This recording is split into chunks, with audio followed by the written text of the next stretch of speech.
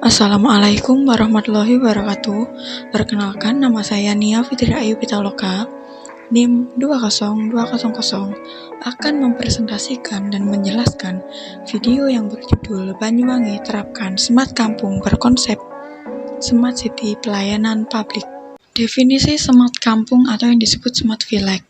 Smart Village merupakan sebuah konsep yang baru berkembang di dunia dan menjadi fenomena baru digunakan untuk menyelesaikan berbagai masalah yang ada di desa. Kota Banyuwangi misalnya, yang telah berhasil mengadopsi konsep ini untuk dikembangkan di wilayah mereka.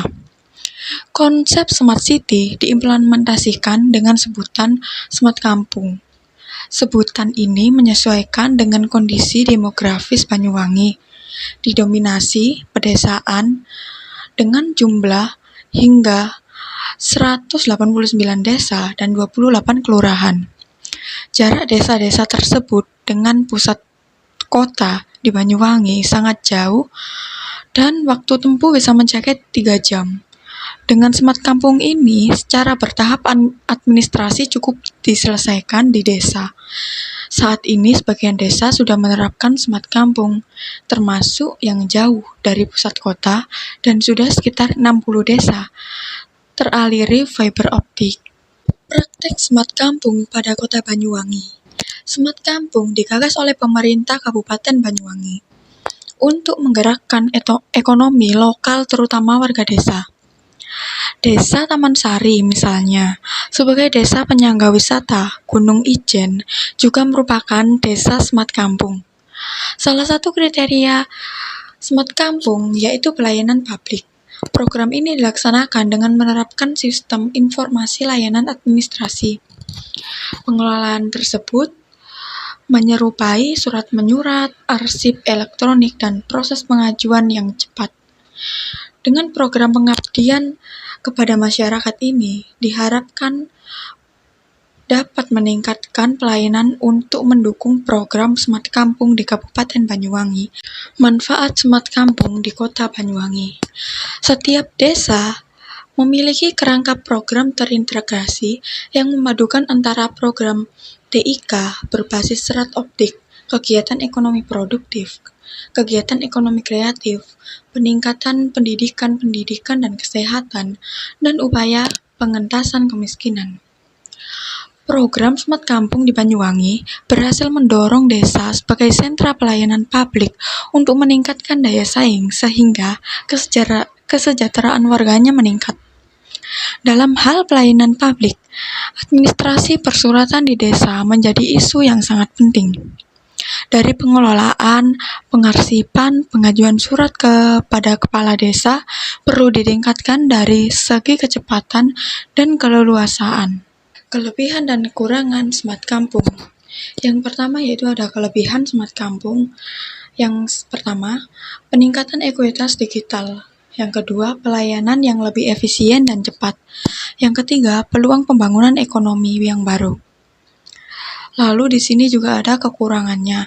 Yang pertama, lebih banyak partisipasi masyarakat sipil, dan yang kedua, privasi yang sangat terbatas. Pihak-pihak yang terlibat dalam Smart Kampung, yaitu yang pertama, pemerintah. Dalam program pengembangan Smart Kampung, pemerintah merupakan aktor utama sebagai motor penggerak program. Pemerintah mendorong pengembangan dari integrasi berbagai program pemerintah dari setiap SKPD untuk dilaksanakan di desa. Yang kedua yaitu pihak swasta. Swasta berperan dalam pengadaan infrastruktur TIK ke desa.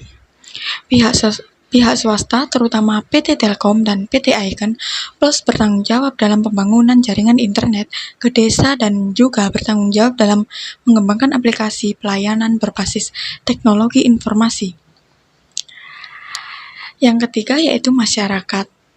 Peran masyarakat dalam mendukung pelaksanaan program Smart Kampung dapat dilihat dari berbagai inovasi program yang dicoba mereka buat dan terlibat dalam pelaksanaannya.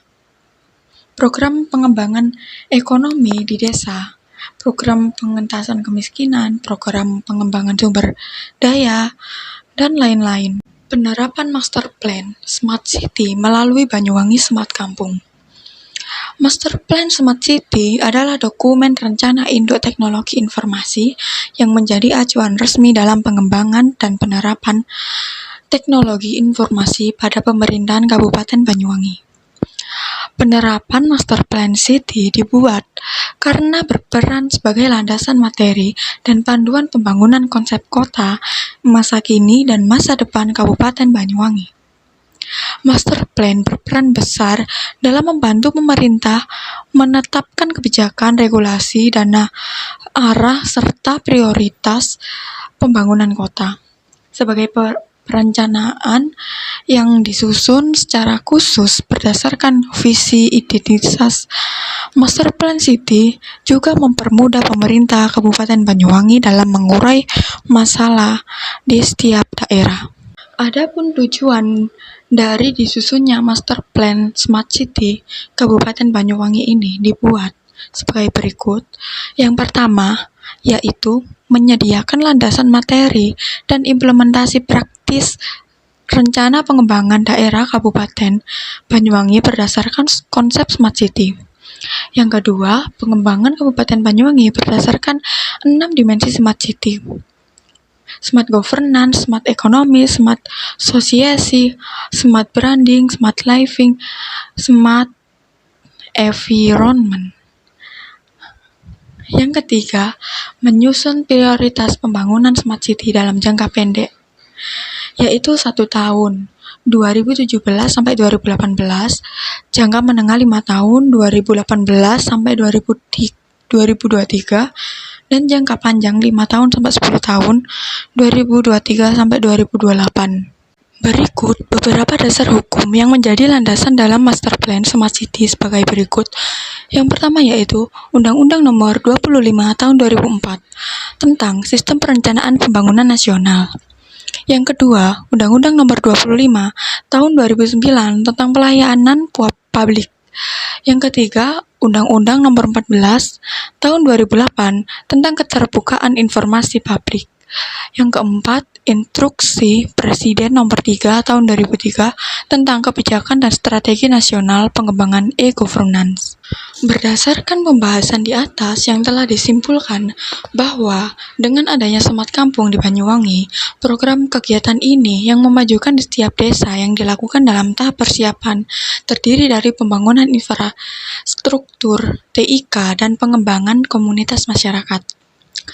Perkembangan konsep Smart Village atau Smart Kampung merupakan konsep yang baru berkembang, sehingga peluang penelitian tentang konsep ini masih perlu dilakukan agar pemahaman tentang konsep ini menjadi lebih jelas. Dengan dibentuknya penerapan Master Plan, juga masyarakat Banyuwangi mempermudah pemerintah kabupaten dalam mengurangi masalah di tiap daerah. Sekian pembahasan dari saya. Bila ada salah kata, mohon dimaafkan. Wassalamualaikum warahmatullahi wabarakatuh.